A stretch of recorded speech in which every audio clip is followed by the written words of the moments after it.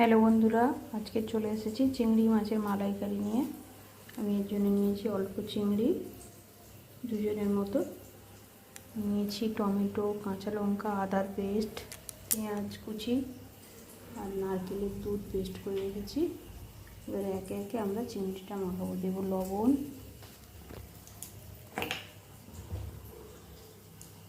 অল্প সর্ষের তেল আর হলুদ দিয়ে আমি চিংড়িটা ম্যারিনেট করে রাখবো। কড়াই আমি দিয়েছি সর্ষের তেল। এবারে দেবো ফোড়ন, গোটা জিরে আর গরম মশলার লবঙ্গ, এলাচ। ফোড়নটা ফোটা শুরু হলে আমি দেবো পেঁয়াজ কুচি। পেঁয়াজটা লাল লাল করে ভাজা দেবো।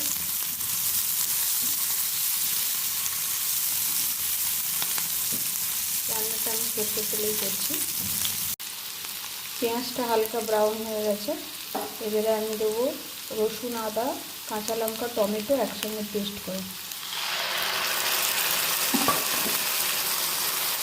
এটা মশলার সঙ্গে ভালো করে কষিয়ে নেব। এরপর একে একে আমি মশলা দেবো। যেহেতু কাঁচা লঙ্কা পেস্ট দিয়েছি তাই ঝালটা আমি পরিমাণ মতো কম দেবো। যারা ঝাল বেশি খান বেশি দিতে পারেন। যেহেতু চিংড়ি মাছটা আমার অল্প, দিয়েছি লাল লঙ্কা দিয়ে।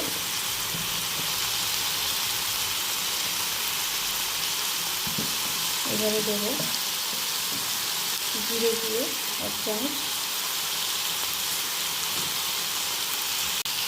আর দেবো ধনে জিরে 1 চামচ। এবারে মশলাটা আমি ভালো করে কষিয়ে নেবো অল্প অল্প জল দিয়ে। দেখতেই পাচ্ছেন মশলাটা আমার তেল ছাড়া শুরু করেছে। এবারে আমি সর্ষের তেল মাখানো আর নুন হলুদ মাখানো চিংড়িগুলো মধ্যে দিয়ে দেবো। চিংড়ি বেশিক্ষণ নাড়াচাড়া করবো না আমি, তাহলে চিংড়িটা শক্ত লাগবে। অল্প নেড়ে তেল ছাড়লে এর মধ্যে নারকেলের দুধ দেবো।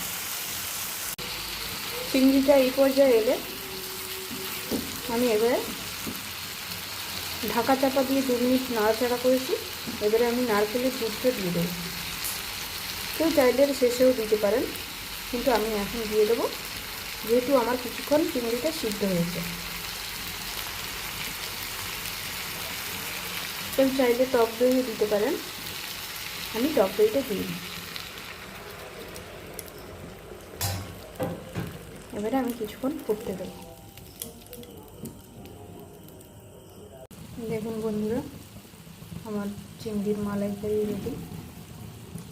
যারা বেশি কাই খেতে চান গ্রেভি, তারা বেশি গ্রেভি রাখবেন। আমি মাখো মাখো করেছি। গরম ভাতের সঙ্গে সার্ভ করুন। কেউ চাইলে গরম মশলা দিতে পারেন, কিন্তু আমি অতিরিক্ত গরম করার জন্য গরম মশলাটা দিই।